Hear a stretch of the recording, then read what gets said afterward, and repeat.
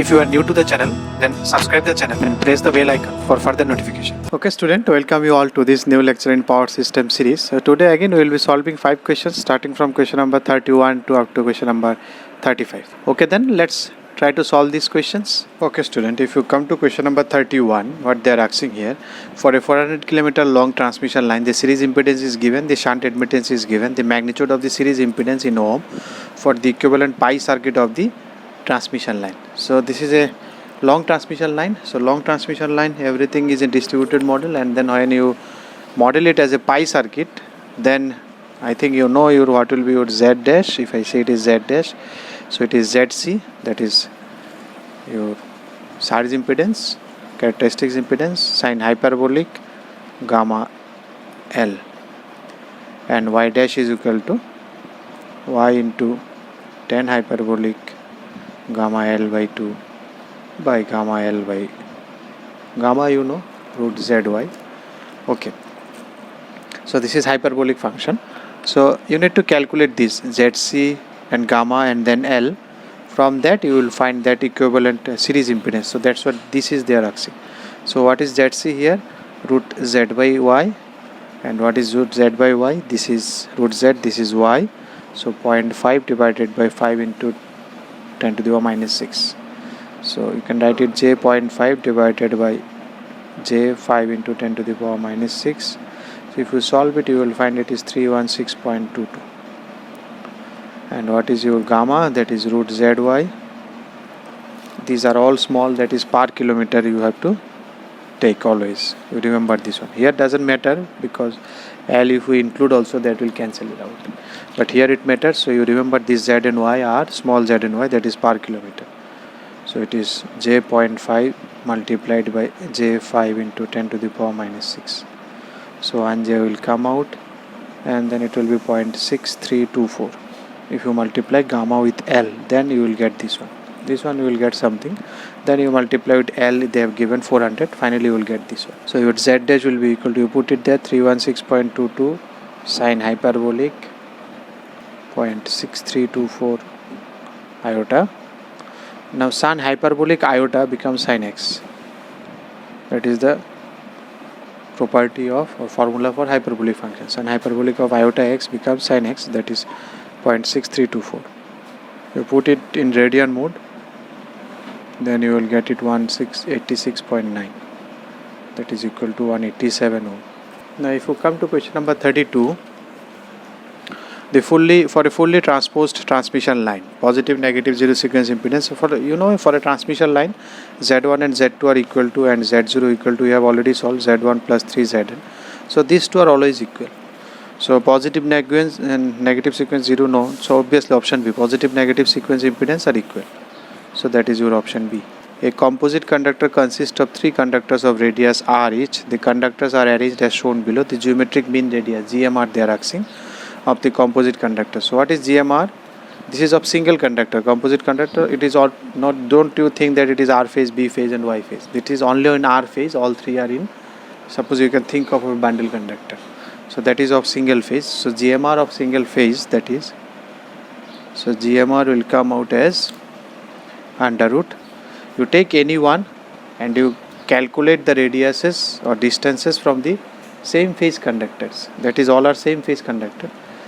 GMD is between different phases and GMR between its own phases, all the distances. So from here if you start, one distance is 3R, one distance is 3R, and one distance is R. So from here if you look, one radius is this, one is this, one is this. So these distances you write for any particular, any conductor you choose of that phase. So it will be R dash, not R actually, it is R dash, it comes 0.7788 into 3R into 3R. So, and then cube root of this one. However you are multiplying 3, that cube root, because it is geometric mean. So it will be R dash is 0.7788 into R into 9R square, then you take cube root. So if you take cube root of this one, I think you will get it 1.913R. That is your answer. At no load condition, 3 phase 50 Hz lossless power transmission line, sending and receiving end voltage are this. Assuming the velocity of travelling wave is the velocity of light, that is 10 to 10 to the power 8. The length of the line in kilometer is okay. So what is given to me in case of no load? So no load means here Vs is also no load, Vr is no load. Vr is given 420 kV, Vs is also given 400 kV. So because it is no load, so you can write is Vs is equal to AVR plus BIR. I kept it 0 because it is at no load. So this IR, you don't have any receiving end current, so this is 0. Now you can convert it both in case of, because it is per phase, so you can convert it, divide by root 3, but no need also, because only Vs and Vr is there, so it will get cancelled out from both sides, this root 3. But you have to have a habit of writing this one in per phase values.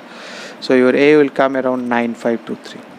Now you know, in case of, if I convert it into pi model, what is A? That is 1 plus yz by 2. They have not mentioned you to take pi model, but you have to take one model so that you can go to that A.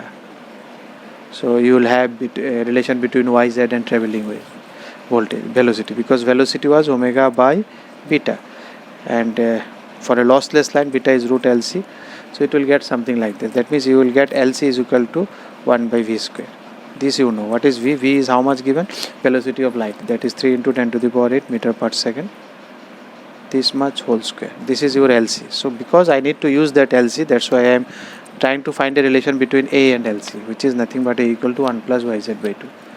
So it will be 0.9523 is equal to 1 minus, what is y? That is j omega L, j omega C, and then if you take this L or C is per, you remember these were in per unit length, but this is total yz. So this is omega j omega L into L length, j omega C into L divided by 2, 1 plus, because jj will get it minus, so it will be ultimately 0.9523. If I put all these values, it is omega square. Omega is 2 pi into 50 whole square, and then L square. Then instead of LC I will write this one. So LC is there, but it is in the denominator, so 3 into 10 to the power 8 whole square.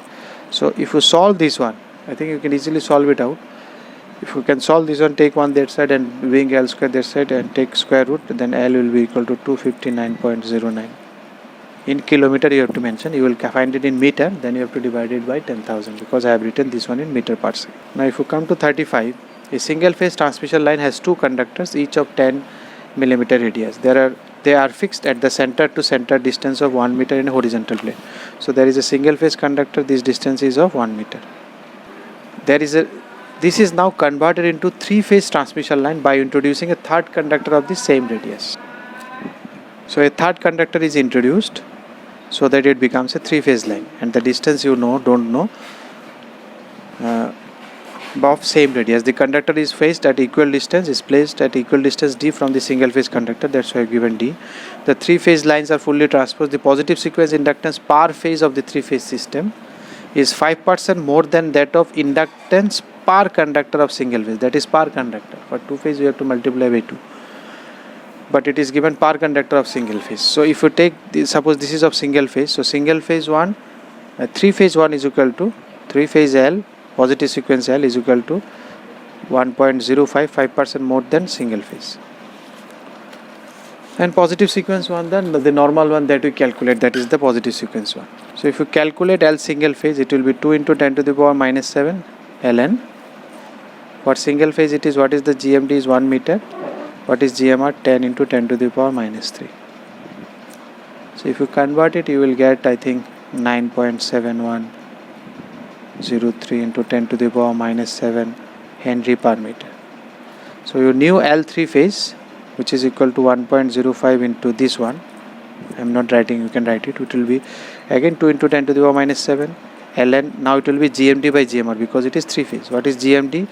GMD will be 1 into D, then take cube root of this one divided by 0.7788.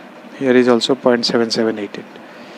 Don't forget to give this one, this is R dash, 0.7788 into 10 into 10 to the power minus. You put it there and then you divide by this. All these things you can do it in calculator. Ln you can remove by taking anti-log of ln, or taking e to the power both sides, that also you can do, because this is natural log, not base. Here base is e, so not base 10.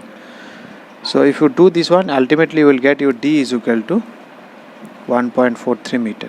Everything is in, I have written in meter, so this also I have converted into meter, so my answer will be also in meter. If you like the video, then press the like button and please give your valuable comments in the comment section.